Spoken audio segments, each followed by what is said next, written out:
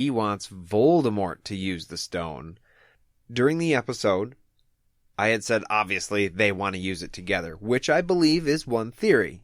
Obviously, Quirrell would want to use the stone for his master's ends, but he himself doesn't really want to use it. He wants to give it to Voldemort, much like Harry wants to give it to Dumbledore. So, why the fuck couldn't Quirrell get the stone out of the mirror?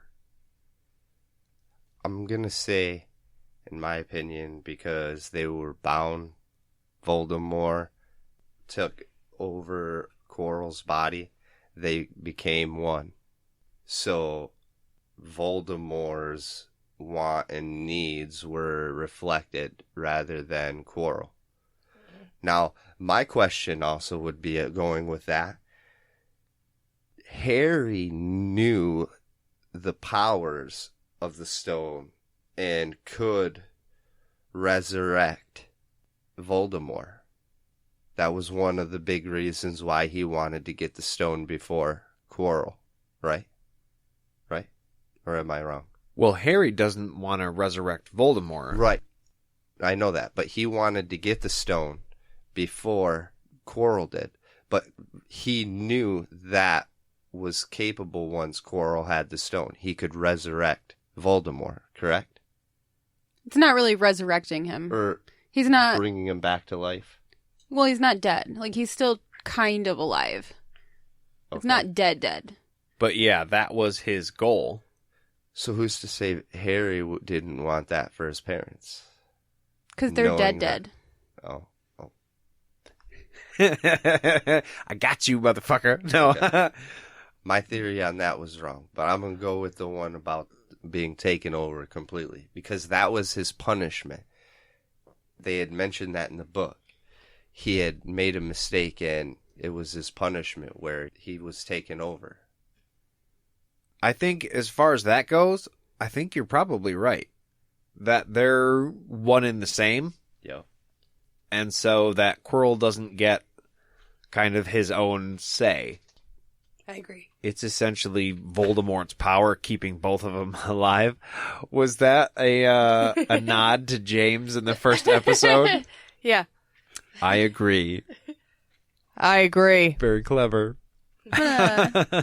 Semi-disagree, I guess. Oh, shit. I know. Coming at you with a twist here. I think that Voldemort wouldn't be able to use the stone on his own. Quirrell would have to use it to make him stronger and bring him back fully, because he's not entirely gone. But I don't think Voldemort would be capable and like have the hands to do it. So technically, Quirrell wanted to use it because he would have to be using it. So you're saying it doesn't even matter that they're connected because Quirrell wanted to use the stone? Yes. Boom. You know, I can see that too. I think Quirrell, I think he's just so involved in all of it, whether he wants to personally use it or give it to Voldemort. It's his want for somebody to use the stone for what it's intended to do that prevents him from being able to find it. Instead of wanting to find the stone to just give it to somebody else. Because Harry's goal for Dumbledore is just to put it away and don't use it. Quirrell's intention is to give it to Voldemort so he can use it. So maybe that's the ultimate line there, is that half of them just don't even want to fuck with the stone. They're just going to put it away. And that's what allows them to be able to know where it is.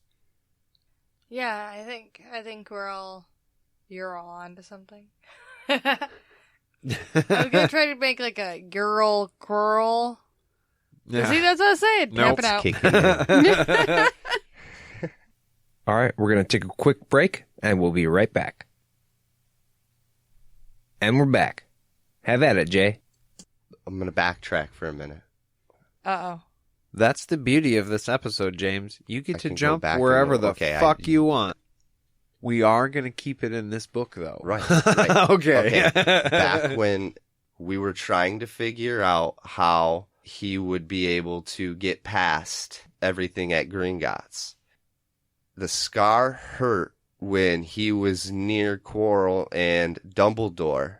What if he can be tracked by Voldemort with his scar? Like, the way that he went, exactly which path that he took, what vault he went to.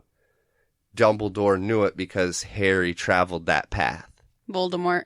Voldemort. Voldemort. What you're saying is, because of the scar, Voldemort has a link to Harry.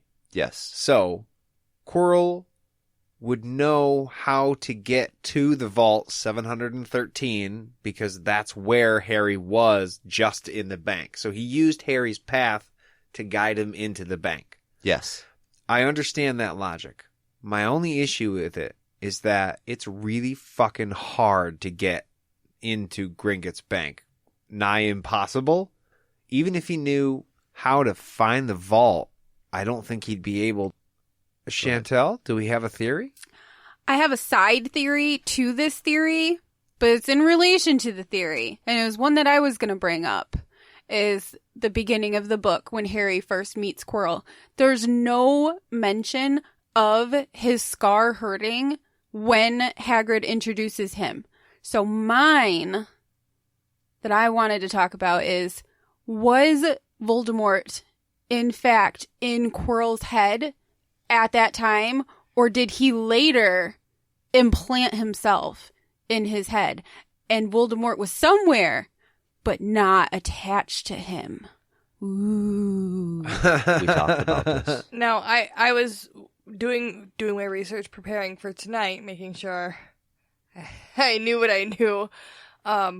I found some things that said that when Harry met him in Diagon Alley the first time, he was not inside of Quirrell. That's why Quirrell wasn't wearing the turban when he met him.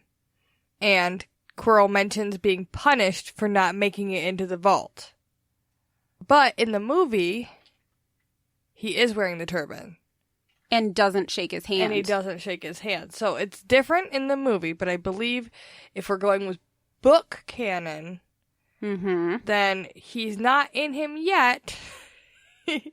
He waits to get in him till after he fails. I thought he explains that he smells when he first meets him. He has a foul smell coming from him. I think the only way he's really described when they meet him the first time is timid and with a stutter. Okay. I think once they get to school, the kids tell him that his turban smells bad. And that's when Moldy Voldy says, nope, you're not doing this on your own anymore. You can't handle this. I'm going in. It's all coming together now. So is that what allows Quirrell to be able to get into Gringotts Bank? Is it ultimately Voldemort? Because that's where this kind of all came from. He got into the bank somehow. Now we know if somebody tries to open a bank vault without a goblin there, they get sucked into the door. It was just that vault that would happen, too. Okay, not necessarily 713. I believe There's those are different things that guard other vaults. Yeah, I think there's certain high security vaults that are one way, and certain ones that have the dragon outside of them as well as have those security measures. But you're right, he does get away. I mean, he does get away with it. The only reason he doesn't get away with it with the stone is because the vault was empty. And it does never explain how he gets past all that shit in there. If just being a super powerful wizard could get you past all of the shit at Gringotts, Gringotts would probably have, a problem. You know what? That actually really tracks. Because ultimately, they do move the stone from Gringotts to Hogwarts. And those are the two most secure locations, so Hogwarts, the most secure. And giant three-headed dog, so yeah, probably. Real quick, I did want to mention that the goblins in the movie are, pretty impressive for the time period, the way that they look, their costumes and their masks, it's like pretty freaking insane. Yeah. Man. Like, I agree. I read up on it a little bit. Like, it's just silicone mask shit, and they made sure that they decided all the goblins were going to have different features, just like humans. They don't look all the same. That would have taken a lot longer to try and make them all uniform, and it would have looked bad anyways. But by the 7th movie, things have, like, greatly advanced. But I think that in the first movie, they look really fucking good.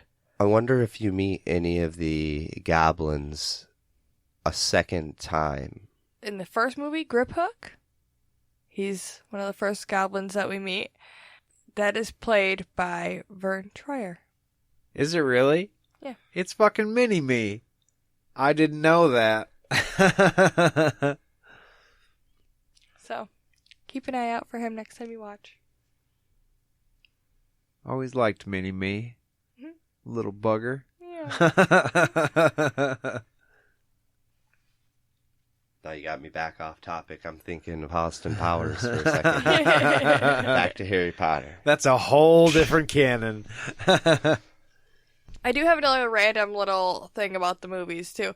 Because of the fact that they changed the title for the American kids, because they thought that Philosopher's Stone was going to be boring as opposed to Sorcerer's Stone, they had to record 2 scenes every time it was mentioned in the movie. Oh, so they actually split up the movie, too. There's 2 different versions of the movie. Yeah. No shit. Yeah, every time they mentioned Philosopher's Stone, they would re-record it with Sorcerer's Stone. That must have been a huge pain. I mean, we already know that some of the actors and actresses were kind of hard to deal with. Yeah. Not even just to their personality, but like Daniel Radcliffe, he couldn't wear the contacts. Allergies.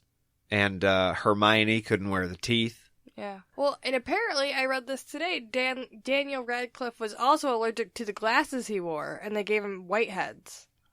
Allergic to the glasses? It sounds like he just got zits, but they make it sound like he was allergic and got whiteheads because it sounds nicer. Well, he probably had to wear them. I mean... Going through puberty. Right. During his most oiliest. Yeah, I could see that being a thing. Kind of a gross thing, but still a thing. And speaking about Emma Watson, apparently Joe had talked to her on the phone the first time when she decided on her, and she heard her talking a million miles a minute, and she was like, yep, that's the girl. And then she saw her, and she was prettier than she thought she was going to be. She was like, damn. Is that why she had to have, like, bedhead the whole movie? Right, well, I mean, they wanted it to be worse than that, but, like, Joe said that I will just sacrifice and just imagine her gawkier in my brain. So, we're all supposed to do that. And apparently, Emma Watson had, like, memorized all the scenes for everybody in the whole movie. So you can see her, like, reciting other people's lines during the movie. So she is Hermione. Like, she's... Even if she doesn't, like, physically match her perfectly. She was meant to play Hermione, Right. for sure. Right. I have just a few things that I wanted to mention.